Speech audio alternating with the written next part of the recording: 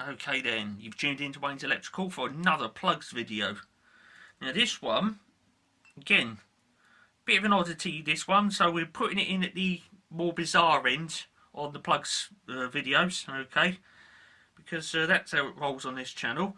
This one is a high def reshoot, okay, from the Boombox Deluxe channel, so I'm going to be getting straight into that. And what we're going to be looking at is an electrical accessory made by General Electric Company, or GEC. And here it comes. And it's a 2-pin jobby. Okay. You going up on your bed, Will? You going up on the bed? Go on then, power in the paws. Go on then. Up you go. You can do it. So, I'm going to leave a wheel to it then. What we got then. As you can see, it's a 2-pin accessory. But what puts this at the more bizarre end, oh, he's just jumped up on his bed, the little wheel. What puts this at the more bizarre end then, you can see the logo on it then, General Electric Company, made in England. Okay, and you probably notice these look here and here. Well, here's the thing. There's the 2 pins, but watch this. If I grab hold of those and twist them, they're now that far apart. Okay, so what we're looking at then is a 2-pin 5-amp adapter with a variable pin width on it. Okay, so I'll turn them in like that. They're really close together like that now. And if I grab hold of those and rotate the whole device, they're really far apart. So if there's any sockets, 2-pin sockets in various different other countries around the world, you can select that from the furthest width like that, right the way into something like that. How bizarre is that? And we've not done yet with the bizarre sort of factor on this one. What's on the other end of this then? Is it a flex outlet? Is it a shaver thing where you can put your shaver in? No, it's not. It's got a bayonet socket on it. Okay, now this, it's not really designed for plugging light bulbs in, even though you can get one in there. And if you want to see what happened on the Boombox Deluxe channel when I plugged the CFL in there and broke it, then yeah, do go watch that. And you can watch the video that come up after that, where I got the broken CFL out in the garden, powered it up, and a nice long burnout. Okay, but not on this channel, okay, because I've since learnt from that not to try and plug CFLs into this, but I do have a light bulb that we can plug into it. Now, that's not what that is for. If you want to know why on a 2-pin plug like that there is a bayonet socket, and that is because of things like this. Pop. What we got then is actually a bayonet plug. On there you'd have, quite possibly, with a plug like this, you'd have an electric iron on there. Yes, there was a point in time when you could actually plug electric irons in the light socket. And your typical iron would be, well, it would be less than 2 amps. So, you know, about 500 watts, or just over 2 amps. It'd be about 500 watts. And you could plug it in the light socket, which is why things like this came into being. Okay, and yes, being 2-pin like that, you didn't earth the iron. It would probably have had like some kind of plastic handle on it or something like that. And yes, so yeah, electric iron, no earthing on it. My goodness me, how times have changed. But then, having said that, even today you can't plug a electric iron in a light socket on the basis that it'll pull close to or just over 5 amps, and things like this would overheat, and not only that, you would damage the light sockets. Okay, back in the day it was okay because irons were sort of like 1 or 2 amps. These days they're sort of like 5, 6, 7, 8 amps maybe. Okay, so yeah, these being used for irons is long gone, but that is what this is for though.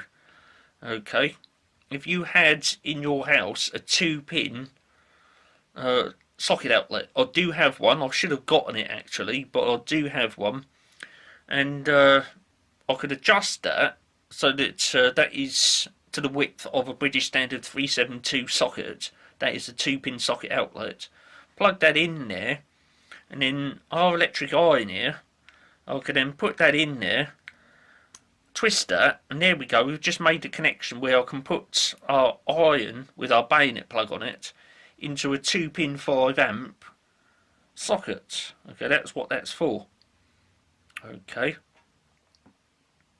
and here we go. Now, I suppose you want to see this powered up. You want to see me stick a light bulb in that, don't you? Well, it would be a shame not to. What I've got is I've got a shaver adapter. I'm just going to borrow this one. Okay, so it's got the 2 holes on it like that. It's got a standard 13-amp outlet on it. Now, what I've got to do is I've got to set these pins up. Okay, I'll just put them so that they're the narrowest, like that. And offer that in there, you notice that they don't go. Okay, they're too close together. But if I turn them so that they're at the maximum width, you will find that once again they don't go because they're too wide now. So I'm going to have to tweak that down a bit. Okay, like that, and then try. Okay, that's almost it right there. That's hugging in there, most nice, most wonderful. Okay. So what I do now is I've got a light bulb. It's only a small one, a little 15-watt pygmy lamp. Okay, put that in there. Again, this is not what this is for. It's really difficult to get that in there. So you pushing on this with a glass, chances are you pushing on that would break and it would cut with your hands up. So you've got to, well, like I say, this is not for putting light bulbs in. Okay, now bear with me. It might. You know, the brightness may wash the camera out. But I've got a socket here. We can plug that in. There you go. So you can see that works. But like I say, that is not what that adapter thing is for. You can see that it's starting to drop out of the adapter. But there we go. I will just unplug that before anything goes off and bang, or I put a burn in the carpet. But yes. That's still cold actually, so I can take that out of there then. And but what that was really originally for was your iron. Okay, now with any bayonet socket, it is pretty obvious that it would be dangerous to leave that plugged in, because you could put your finger in there and take a shock. Well, not on this one. There's a shield in there, a sprung-loaded shield. And as you can see, it covers up the pins. Okay, now if I press down on that shield, you'll notice the pins pop out. Okay. There they are, there's the pins then. So there you go, it's got like a safety shield on it, so that when that's not in use, that pops up and shields the pins. Okay, so you can't get your finger in there. I suppose really, if you really wanted an electric shock, you could press that down with your fingers. Yeah, I'm touching the pins now. Okay, so if you really wanted an electric shock, you can put your finger in there and press that down and make contact with the pins and take a nice little roasty blast up your arm. But just sort of casual touching like that, you wouldn't get a shock off it. Okay, so they did think of that. And interestingly, I do have another one of these made by Clang. Okay, it's not variable pin width though.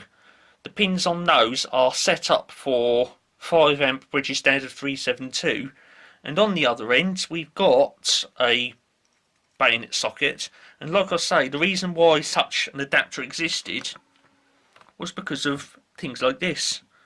Okay, so instead of plugging your iron in the light socket, okay, you could plug it into the standard wall socket, but you'd need an adapter to do it. And that is why things like this existed. Okay, it's not for plugging a light bulb in there. If you enjoyed that one, what I would like you to do, big old thumb up. Okay, like I say, on my previous channel I did put a CFL in that, or compact fluorescent lamp, and upon trying to remove it I broke the tubes on it. And in the video after that, I got that broken CFL out in the garden, powered it up, and it had a nice long burnout. Okay, I was expecting it just to power up and flash and then go out, but no, it sat there for a couple of minutes, just glowing its flipping backside off, and then it finally popped. And yeah, that was quite interesting, because I was expecting just a flash and bang out of it, and that was it. But no, it sat there, it didn't want to pop, and then it let loose. so that you don't miss out on more videos on Wayne's Electrical and funny little things like this, which we put at the bizarre end on this channel. Whack that subscribe button right now, press it, make sure that you are now a subscriber to Wayne's Electrical, and surely enough, a little bit later on, we should get more plugs and bits and pieces up in front of the camera, documenting from the usual to the more bizarre ends of things, and we should go from there. This has been the Wayne's Electrical production, okay? Bit later on then, more plugs and electrical bits, so I'm out of here. Where's the Tobias before we go? You want to see where the Tobias is?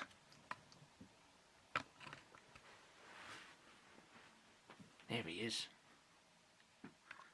So he's got his head down now. There we are.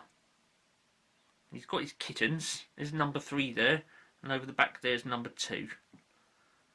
Okay, so he's all settled in, ready for the night's sleep then. And on that note, I've got to go. I'd like to say thanks for tuning in then. Just hang on in there. More videos as and when on Wayne's Electrical, and cheers for watching this one.